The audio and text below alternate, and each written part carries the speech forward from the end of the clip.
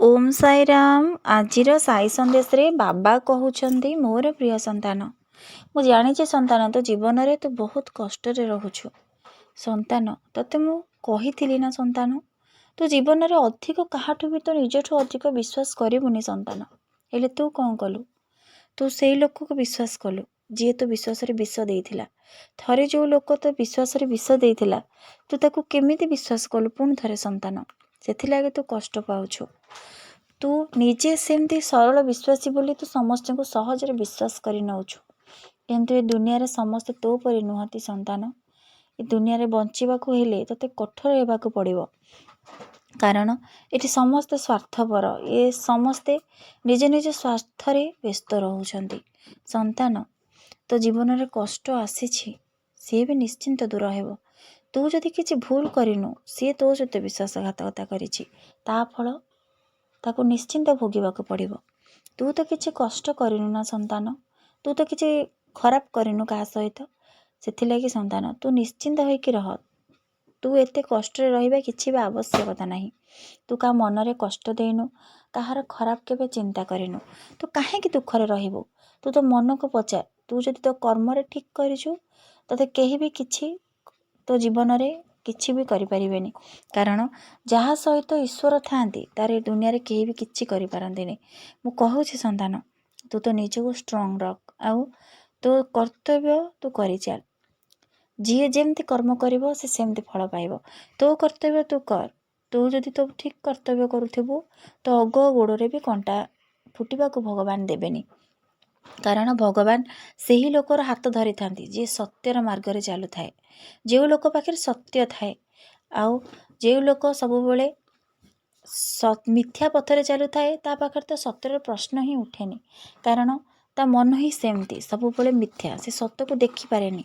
संतान तो तू जदि ठीक कर्म करुछु तोर केही भी किछि करि परिबेनी, तू किछि भी मन कष्ट करिबारे किछि नाही संतान, कारण ये दुनिया रे केही भी कहार नुहंती।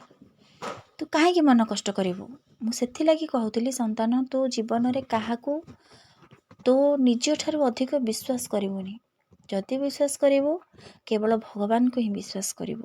से भगवान को तो जदि विश्वास करिथिबु तू केबे भी हारिबुनी ये संसार रे, किंतु तू मनीष ऊपर विश्वास कलु।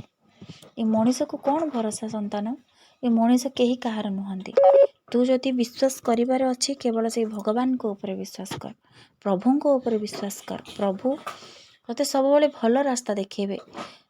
तते भगवान परीक्षा करंती, किंतु तू जदि से परीक्षार पास करिगलु भगवान तो चलापथ कुसुमित करदेबे, तो जीवन रे शांति भरी देबे। शांति माने नुह जे खाली टंका पैसा संतान। शांति माने तू जदि निजर कर्म को नहीं कि तू निजे संतुष्ट अछु, तू जो कर्म करुछु तू जदि सेथिरे संतुष्ट अछु से ही तोर शांति।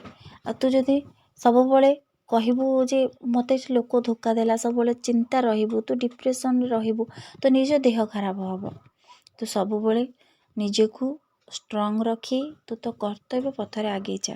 तोरे संसार रे केही भी किछि करि परिबेनी, कारण तू जदि सत पथरे अछु भगवान तो सहित ही अछंती। तो मन भितरे भगवान अछंती। तू जदि सत मार्ग रे होछु रहिछु तो सहित भगवान सब बेले अछंती तो भितरे। तोरे काहा को डरिबा दरकार नहीं कि तो मन कष्ट करिबा भी दरकार नहीं। तो सब बेले सेम तो कर्तव्य करि चल। निजको आजिठु गोटे नुआ रूप रे गढ़ी तोड़। तो जीवन रे केही भी किछि खराब करि परिबेनी। मो सहित मो प्रभु अछंती, मोर किछि भी हबनी। एही चिंताधारा रखी तू आगो को बढ़ और तो कर्तव्य करि चल। समस्त खुशी समस्त सफलता तो पाखे आसी निजे पहुँचब संतान।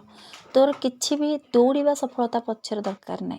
सफलता तो पाख आसब जब तू ठीक कर्म करुथिबु, कारण भगवान सेही लोक सहित रुहंती जे ठीक मार्ग रे चले, सत्य पथरे चले।